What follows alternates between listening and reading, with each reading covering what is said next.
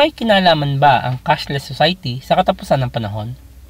Sa pahayag 13, pinipilit ng pangalawang halimaw ang lahat ng tao sa mundo na tumanggap na marka sa kanilang kanang kamay o sa kanilang mga noo.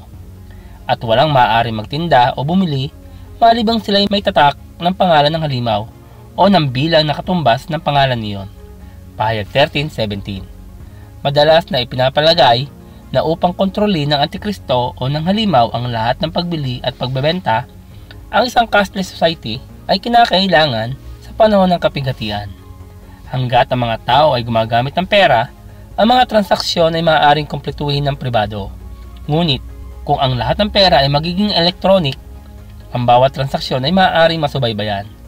Magkagayunman, ang isang cashless society ay hindi kinakailangan upang matupad ang mga kondisyon ng pahayag 13:17. Ni ang paglipat patungo sa isang cashless society ay nagpapahiwatig na ang wakas ay malapit na para sa mga sumusunod na dahilan. Una, ang katapusan ng panahon ay nagsimula sa muling pagkabuhay at pag-akyat ni Jesus sa langit.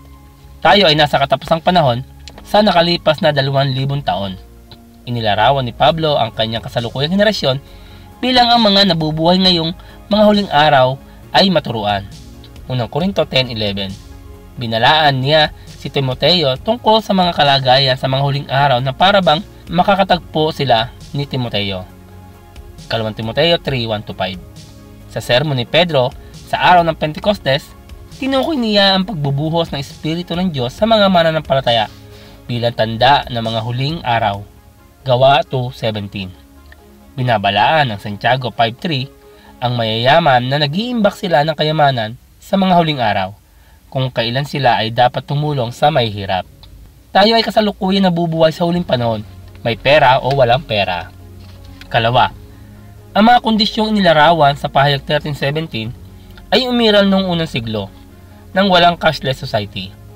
Sa Asia Minor, ang lugar ng 7 simbahan kung saan naka-address ang aklat, kung nais ng isang mangangalakal na magsagawa ng kanyang gawain, kailangan niya maging miyembro ng isang trade guild.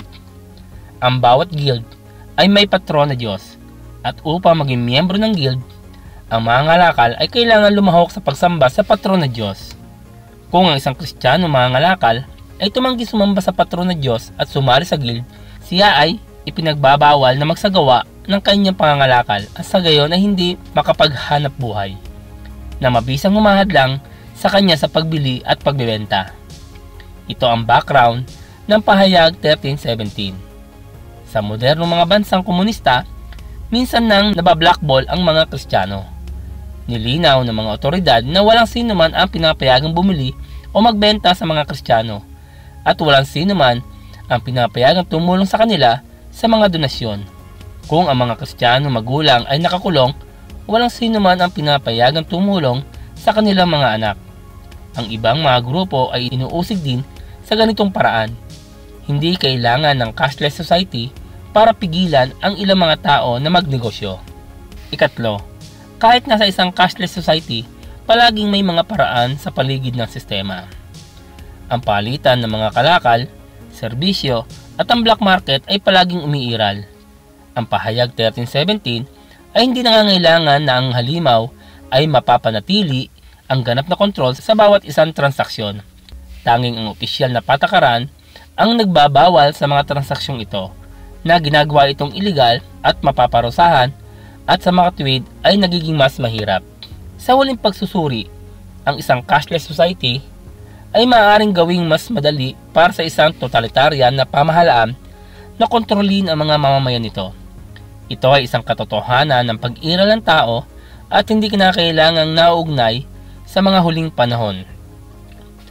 Ang cashless society ay hindi isang indicator na ang pagbabalik ng Panginoon ay nalalapit na, dahil ang mga mananampalataya sa lahat ng panahon ay binalaan at hinikayat na ang Panginoon ay maaaring bumalik anumang oras.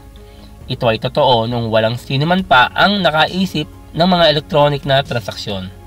Ang pinakamasasabi ay ang bawat araw na lumilipas ay nagdadala sa atin papalapit sa pagbabalik ng Panginoon. Salamat po sa inyong panonood, at kung kayo po ay napagpala ng video ito, huwag po kayo mahiya na ito ibahagi po sa inyong mga kaibigan, kamag-anak. Hanggang sa muli po.